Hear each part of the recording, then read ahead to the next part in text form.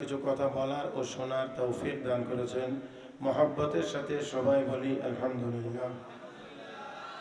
ভাইয়েরা যারা কষ্ট করে বসেছেন সবাই একটু মেহরবানি করে আমার দিকে তাকান। বসাটা একটু আগে ঠিক করে নিই। সবাই একটু মনোযোগী এই দিকে হন। এই ক্যামেরা আর আগেও কোনো দিন দেখেন নাই, পরেও মনে হয় দেখবেন না নাকি? এই জন্য ঘুরে ঘুরে শুধু ক্যামেরাই দেখতে হয়। আমি বিনয়ের সাথে বলছি, আপনারা অন্তত ক্যামেরার দিকটা ছেড়ে দেন, ক্যামেরাওয়ালাদেরকে ক্যামেরার কাজ করতে দেন। আপনারা একটু আমার দিকে তাকান, আর মাঝে মাঝে একটু কথা বলার দরকার হলে বলতে পারবো তো ইনশাআল্লাহ? হয় না, সব জবান খোলেন, সব জবান বলতে পারবো তো ইনশাআল্লাহ? একটু মহব্বতের সাথে বলি সুবহানাল্লাহ, আলহামদুলিল্লাহ, লা ইলাহা ইল্লাল্লাহ, আল্লাহু আকবার। হইছে এই আওয়াজে ফিলিস্তিনের মুসলমানের পক্ষে আর ইসরায়েলিদের বিপক্ষে ময়দানে নামা যাবে? আর এই আওয়াজটা এমন হইতো যেন বর্বর ইসরায়েলিরা বুঝে যে মুসলমান এখনো পৃথিবীতে জিন্দা আছে। যদি আর কিছু নাও হয়, অন্তত পক্ষে আমরা তো আমাদের ঘৃণাটা হইলেও প্রকাশ করতে পারবো একটু আওয়াজের মাধ্যমে। পারবো না ইনশাআল্লাহ? শক্তি তাদের থাকতে পারে, অস্ত্র তাদের থাকতে পারে, আরো অনেক কিছু তাদের থাকতে পারে, তাদের সহযোগী থাকতে পারে, তবে মনে রাখতে হবে এদেরকে পৃথিবীর কোনো মানুষ সম্মান করে না, সবাই ঘৃণা করে। এই এখনের আওয়াজটা যে করছেন, এই আওয়াজে তো অন্তত পক্ষে একটু বোঝানো যায় যে আমরা তাদেরকে ঘৃণা করি। কারণ ইহুদিরা আল্লাহর দুশমন, রসুলের দুশমন, ইমানদারদের দুশমন, মুসলমানদের দুশমন। কোনো সন্দেহ?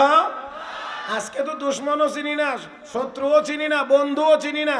কে আমার শত্রু, কে আমার বন্ধু, মুসলমান আজ তা নির্ণয় করতেও যেন অনেকটা ব্যর্থ হয়ে গিয়েছে। আমার ভাইরা, আমি বলতে চাই সময় এসেছে চিনবার কে আমাদের শত্রু, কে আমাদের বন্ধু। অর্ধ শতাব্দীকালের চাইতেও বেশি দিন যাবত যারা নিরপরাধ ফিলিস্তিনের মুসলমানদের উপর নির্যাতন চালিয়ে যাচ্ছে, যারা বাইতুল মুকাদ্দাসের পবিত্রতা নষ্ট করছে, তাদেরকেই যারা শক্তিশালী করে, তাদেরকে অস্ত্র দেয়, তাদের প্রতি সমর্থন জানায়, তারা আর যা কিছুই হোক না কেন এরা মুসলমানের বন্ধু হতে পারে না। এই যে আপনারা কথা কইলে আপনারা ক্যামেরা শুদ্ধ বন্ধ হবে। মেহরবানি করে নীরবে কাজ করেন। আমার দিকে, আমি আবারও বলছি, আপনাদের কাউকে এইদিকে মনোযোগী এটা আমি দেখতে চাই না।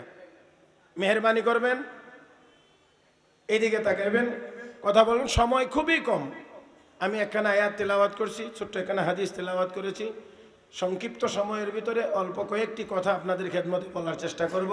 আল্লাহ যেন বলার, শুনবার, বুঝবার এবং আমল করবার তৌফিক দান করেন, সবাই বলি আমিন। মুহতারাম হাজিরিন, বর্তমান সময় খুবই নাজুক সময়। মুসলমানদের জন্য অত্যন্ত কঠিন মুহূর্ত এখন চলছে, অতিক্রম করছি আমরা মুসলমান। এই কঠিন অবস্থা থেকে যদি আমাদেরকে বের হয়ে আসতে হয়, যদি আমরা সুন্দর একটা অবস্থার মধ্য দিয়ে আমরা দুনিয়াতে চলতে চাই, তাহলে অবশ্যই আমাদের যা লাগবে এটা আমাদের সকলের জানা কথা। আমাদের শক্তিশালী ঈমান লাগবে, নেক আমল লাগবে। ঈমানের প্রয়োজন, নেক আমলের প্রয়োজন, আর কোনো কিছুর প্রয়োজন নাই। আজকে আমাদের মুসলমানদের মাথা ঘুরে গিয়েছে যে আমাদের এখন বেশি টাকার প্রয়োজন, আমাদের টাকার বেশি প্রয়োজন। এই চিন্তা আমাদেরকে ধরে বসেছে।